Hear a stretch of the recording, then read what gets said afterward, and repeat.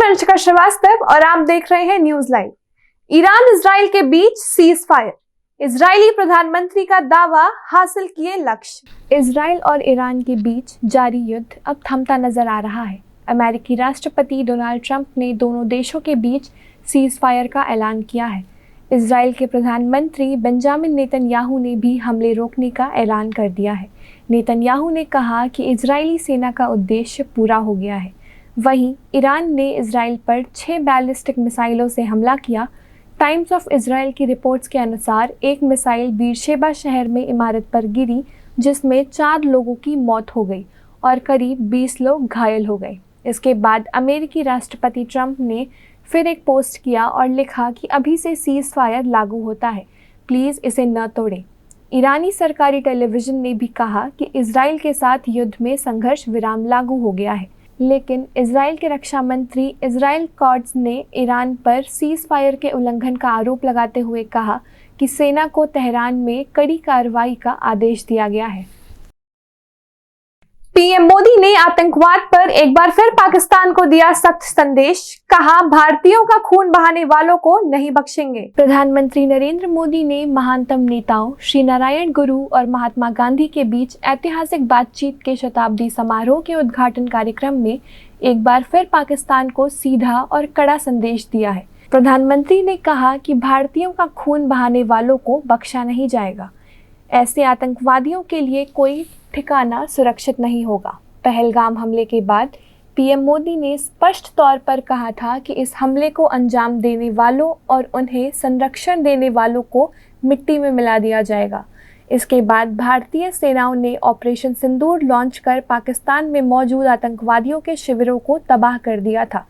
पाकिस्तान ने इसके बाद पलटवार करने की कोशिश की तो उसके 11 एयरबेस पर एयर स्ट्राइक कर भारी नुकसान पहुंचाया गया था। इसके बाद पाकिस्तान घुटनों पर आ गया था। एससीओ सम्मेलन में शामिल होंगे रक्षा मंत्री राजनाथ सिंह, आतंकवाद का उठा सकते हैं मुद्दा। रक्षा मंत्री राजनाथ सिंह और एनएसए अजीत डोभाल चीन के किंगडाओ में कल से शुरू होने वाले शंघाई सहयोग संगठन के 2 दिवसीय सम्मेलन में हिस्सा लेंगे। आधिकारिक बयान के अनुसार रक्षा मंत्री राजनाथ सिंह एससीओ के सिद्धांतों और जनादेश के प्रति भारत की निरंतर प्रतिबद्धता को उजागर करने, अधिक अंतर्राष्ट्रीय शांति और सुरक्षा प्राप्त करने की दिशा में भारत के दृष्टिकोण को रेखांकित कर सकते हैं। इसके साथ ही क्षेत्र में आतंकवाद और उग्रवाद को खत्म करने के लिए संयुक्त और लगातार प्रयासों का आह्वान करने की संभावना है। इसके अलावा रक्षा मंत्री राजनाथ सिंह एससीओ के भीतर अधिक व्यापार, आर्थिक सहयोग और कनेक्टिविटी की आवश्यकता पर भी जोर दे सकते हैं। वह चीन और रूस सहित कुछ भागीदार देशों के रक्षा मंत्रियों के साथ द्विपक्षीय बैठकें भी करेंगे। मई 2020 में पूर्वी लद्दाख में वास्तविक नियंत्रण रेखा पर सैन्य गतिरोध के बाद यह किसी वरिष्ठ भारतीय मंत्री की चीन की पहली यात्रा है।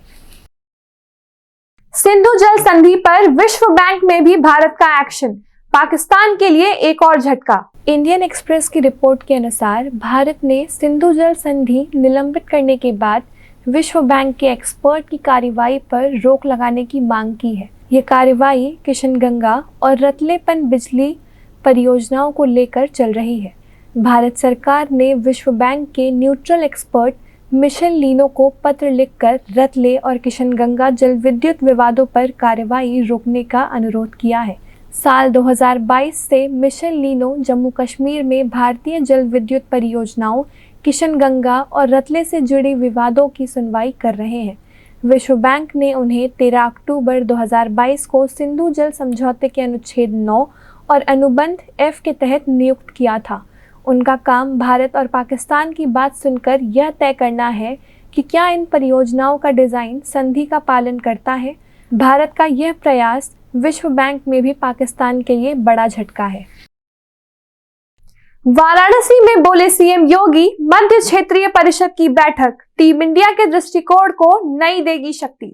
उत्तर प्रदेश के मुख्यमंत्री योगी आदित्यनाथ ने कहा कि काशी में हो रही मध्य क्षेत्रीय परिषद की बैठक प्रधानमंत्री नरेंद्र मोदी के टीम इंडिया के दृष्टिकोण को नई शक्ति और गति प्रदान करेगी। सीएम योगी ने कहा कि संघीय एकता, राष्ट्रीय अखंडता और क्षेत्रीय विकास को मजबूत करने वाली यह परिषद टीम इंडिया दृष्टिकोण को नई शक्ति और गति प्रदान करने वाली है। इससे पहले सुबह सीएम योगी आदित्यनाथ काशी विश्वनाथ मंदिर गए और पूजा अर्चना व अन्य अनुष्ठान किए। मध्य क्षेत्रीय परिषद की 25वीं बैठक की अध्यक्षता केंद्रीय गृह मंत्री अमित शाह कर रहे हैं।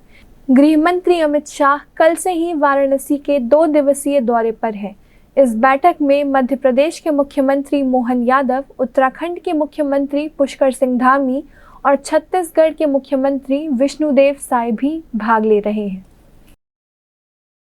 घरेलू शेयर बाजार में लौटी तेजी, सेंसेक्स 1000 अंक चढ़ा, निफ्टी में 300 अंक की उछाल। इजराइल ईरान सीजफायर के बाद आज सेंसेक्स करीब 1000 अंक चढ़कर 82,900 के लेवल पर पहुंच गया। इस दौरान निफ्टी में भी 300 अंकों की तेजी आई और यह 25,280 अंक के लेवल पर आ गया। शेयर बाजार में लौटी हरियाली के बाद सेंसेक्स के 30 शेयरों में से 29 में तेजी रही। दूसरी ओर निफ्टी के 50 में से 45 शेयरों में तेजी रिकॉर्ड की गई।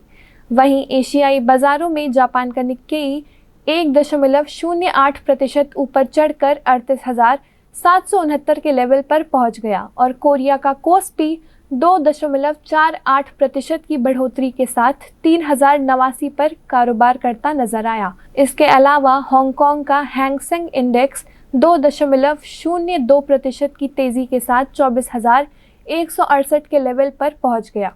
इसके साथ ही चीन का शंघाई कंपोजिट 0.96% ऊपर चढ़कर 3,414 पर कारोबार करता रहा। सर्राफा बाजार में उथल-पुथल के बीच सोने के भाव में नरमी, चांदी रही स्थिर। घरेलू सर्राफा बाजार में आज सोने की कीमत में गिरावट देखी गई। आज 24 कैरेट सोने का भाव 100 रुपए तक कम हुआ है। देश के बड़े शहरों के सर्राफा बाजारों में आज 24 कैरेट सोना 1,06,000 रुपए प्रति 10 ग्राम के आसपास कारोबार करता रहा। दूसरी ओर चांदी की कीमत स्थिर बनी रही।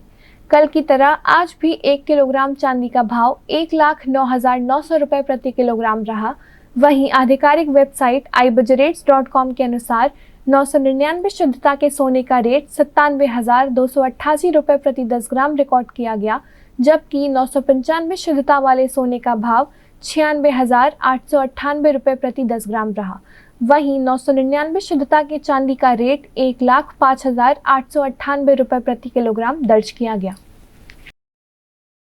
आज के लिए बस इतना ही। कल फिर मिलेंगे देश दुनिया की नई जानकारियों के साथ। तब तक के लिए देखते रहिए और सब्सक्राइब करिए IIMT मीडिया।